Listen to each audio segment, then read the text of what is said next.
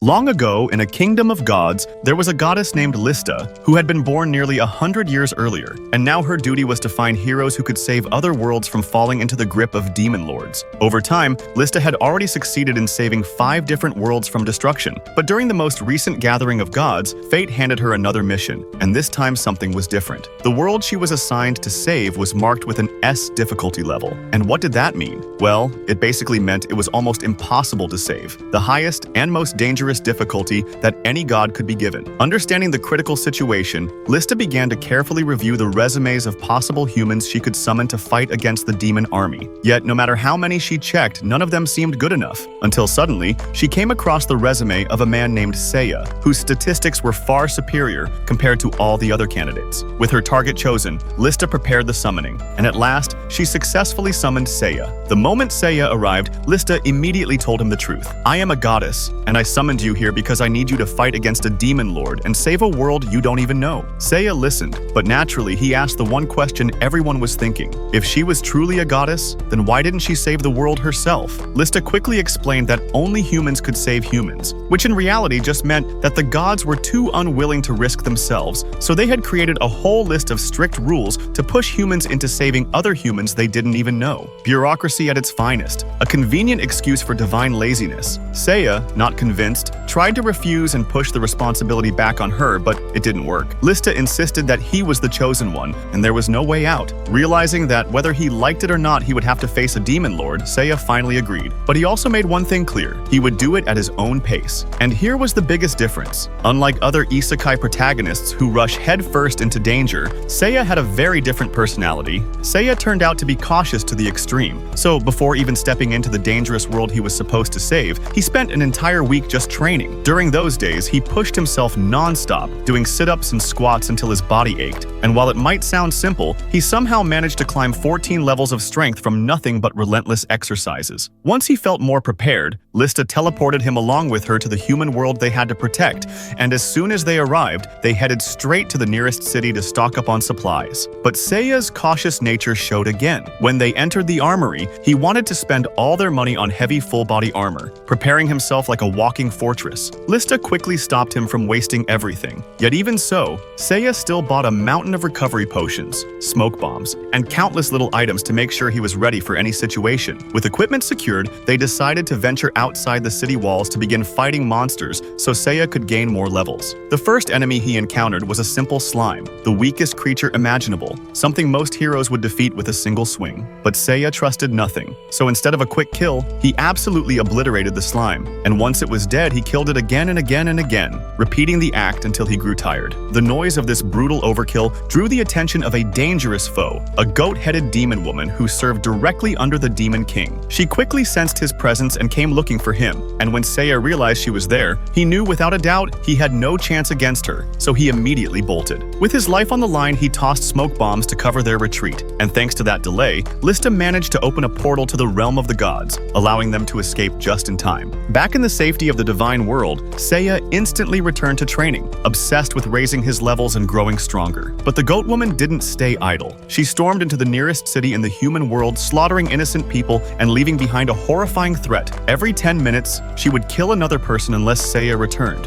Lista, terrified, rushed to Seiya and begged him to come back immediately, but he calmly said he wasn't finished training yet. The words hit her like a kick to the stomach because it meant people would continue dying. Lista grew furious, ready to explode, but just as she was about to storm out in anger, Seiya told her his training had just reached completion and explained that every hour he spent was necessary. If he had gone earlier, the goat woman would have crushed him easily, and both he and the entire city would have been wiped out. Lista finally understood, and once he was ready, they returned to the human world. Arriving in the city, Seiya wasted no time and saved the hostages the goat woman had captured. The demon warrior looked at Seiya's stats and was shocked. He was far stronger than she expected, much more powerful than she was herself. One might think she would retreat after realizing this, but instead, the battle escalated when the goat-headed demon woman, unwilling to lose, injected herself with powerful steroids. At first, the fight seemed grim for Seiya, but even so, he managed to hold his ground against her enhanced strength. Yet things only worsened. Realizing that even with steroids, she couldn't land a proper blow on him, she drove her own sword into her chest, releasing her true form, transforming into a massive beastly furrow warrior. In this monstrous state, she charged directly at Seiya, but she quickly discovered that he was using an ability that disguised his real stats, meaning his actual power was far beyond what anyone could read. In truth, Seiya was absurdly stronger than he appeared, and as expected, he cut down the beastly woman without hesitation. With her death, one of the most powerful warriors serving under the Demon King had fallen, and the people of the city rejoiced, celebrating the hero who saved them. But Seiya was not finished. He reduced the Furrow woman into countless pieces, swept the fragments together with a broom, piled them into a mound,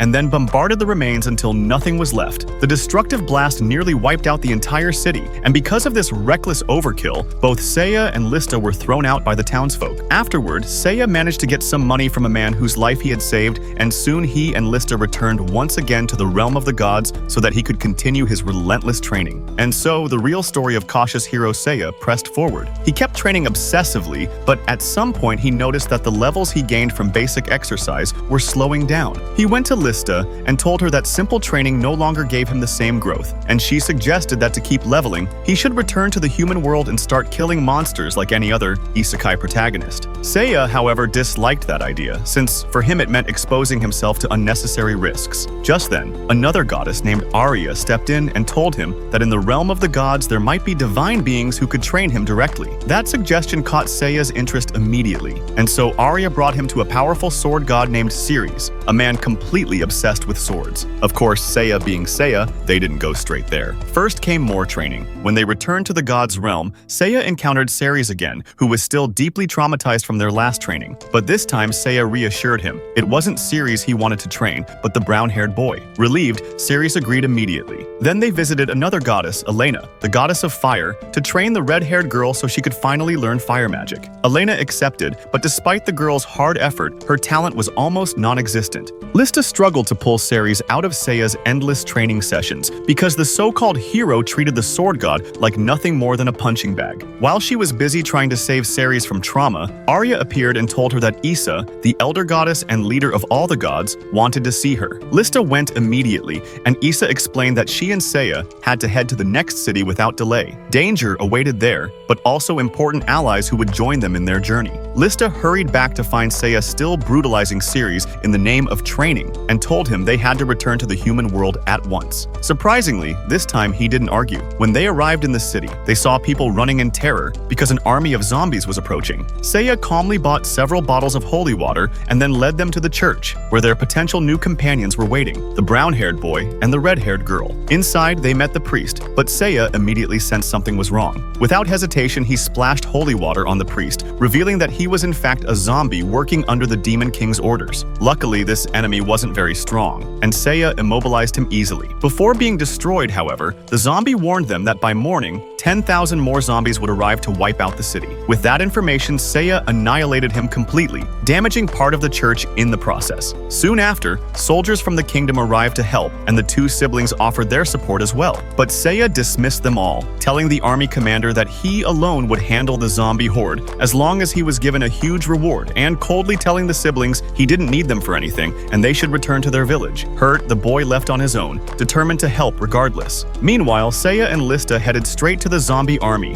where Seiya hurled a holy bomb, obliterating the horde, and for safety threw another right after. Returning to the city, the red-haired girl nervously confessed that her brother had gone missing. Lista reassured her, saying all the zombies had been wiped out, so he wasn't in serious danger. During this calm, Seiya began experimenting with swords, and by combining one with a strand of Lista's hair, he somehow forged a bizarre but incredibly powerful blade. But peace didn't last long. Soon a package arrived containing a mirror, and inside appeared the furious zombie leader. Enraged that Seiya had destroyed his army, he revealed that he had kidnapped the brown-haired boy, torturing him and threatening to kill him in front of them all. Seiya immediately drew his strange sword made from Lista's hair and told her to open a portal. With one slash, his attack traveled through the mirror and cut off the zombie leader's hand. After that, the two heroes went to Isa again, begging her to open a portal to where the boy was being held. Isa hesitated, worried about divine interference, but eventually gave in. Once through, Seiya fought the zombie leader while Lista healed the boy. boy. But this foe had a terrifying power, a stand that could only be defeated with ice magic, and Seiya had only mastered fire. To make matters worse, the stand could also use Amaterasu flames, leaving Seiya at a disadvantage. But in his usual over-prepared fashion, he had already crafted an ice bracelet from Lista's hair. With it, he froze the stand solid, then destroyed it with fire before turning his fury on the zombie leader himself, beating him senseless. The next day, peace returned. The boy fully recovered, no enemies lurked nearby, and life was calm again. Most importantly, Seiya finally accepted the siblings into his group to accompany him against the Demon King. They then told him about the dragon's lair, explaining that 16 years ago, a dragon had arrived there with 2 babies, themselves. Since birth, they were destined to help him, and if Seiya went with them, he would also obtain the strongest sword in the world. At first, Seiya didn't care. His weapons made with Lista's hair were already ridiculously powerful, but eventually, he was convinced. Still, they didn't head straight for the lair. Seiya insisted on more training. Back in the god's realm, they met Ceres again, still traumatized. But when Seiya explained that this time it wasn't him who needed training but the brown-haired boy, Ceres agreed instantly. Next, they went to Elena, the goddess of fire, who began training the red-haired girl to wield fire magic. She tried with all her heart but lacked talent, making little progress. Meanwhile, Seiya, relentless as ever, looked for yet another divine trainer. On the way, he encountered the Valkyrie, the most powerful goddess of the realm. When he asked her to train him, she almost struck him down, but Arya appeared and calmed her. Arya then led Seiya to Daniela, the goddess of war, so she could take over his training, and from there, new days of brutal battles and preparation began. Seiya continued training under Daniela, the goddess of war, and their sessions were intense. Over the next several days, the brown-haired boy trained hard with Ceres and made decent progress. While he didn't break all limits like Seiya, he was becoming more and more useful. On the other hand, the red-haired girl gave her all to master fire magic with Elena, the fire goddess, but sadly, she had no talent for it. No matter how hard she tried, her efforts failed. Meanwhile, Seiya not only became even more overpowered, but also unintentionally charmed Daniela along the way. And just as they were about to return to the human world, Daniela confessed her feelings to Seiya and even gifted him a cake. But in classic Seiya fashion, he rejected both her confession and the cake. The rejection hit Daniela like a chain to the face and caused a massive emotional uproar across the realm of the gods. Leaving the chaos behind, the group traveled back to the human world and set out for the dragon's lair. When they arrived, they found a massive gate said to open only for the brown-haired boy and the red-haired girl. But Seiya didn't care for prophecy. He opened the gate himself using sheer brute force. Inside, they didn't find any super sword, but a mysterious voice told them to stand in a magical circle. After completing a few trials, they did as instructed and were suddenly teleported to a hidden city of lizard folk, where they met Levi, the leader of the lizard people. Levi walked up to the brown-haired boy and granted him the power to transform into a dragon, making him dramatically stronger. Then she turned to the red-haired girl and coldly announced that she could not become a dragon, but instead, she would become the most powerful sword in the world, at the cost of her life. And as if that cruelty wasn't enough, Levi had the audacity to say she envied the girl, a child doomed to die, being told she was envied by a smug lizard woman living her best life. It was beyond outrageous. Thankfully, the sacrifice wasn't to happen immediately. The ceremony would take place that night, giving the girl a little more time to come to terms with her fate. But the ritual was brutal. She was to jump into a deep pit where her flesh and blood would be transformed into a blade. No clean or painless end, just a broken body, shattered bones, and unbearable pain. Human rights? Completely ignored. And as night fell and the ceremony began, the brown-haired boy tried to stop it but was held back. The red-haired girl also resisted, but they forced her to the edge, preparing to push her. Just in time, Seiya arrived and dealt with the guards who were about to force the girl to her death. But the troubles didn't end there. Levi had drugged the food earlier and both Lista and the boy collapsed, unable to move. Seiya, ever cautious, hadn't eaten and was fully alert. Levi transformed into a powerful dragon and tried to kill the girl outright. When that failed, she activated a cursed collar she had secretly put on the girl, one that would kill her in 3 minutes. Seiya rushed forward and engaged Levi in a fierce battle. With everything on the line, he struck her down,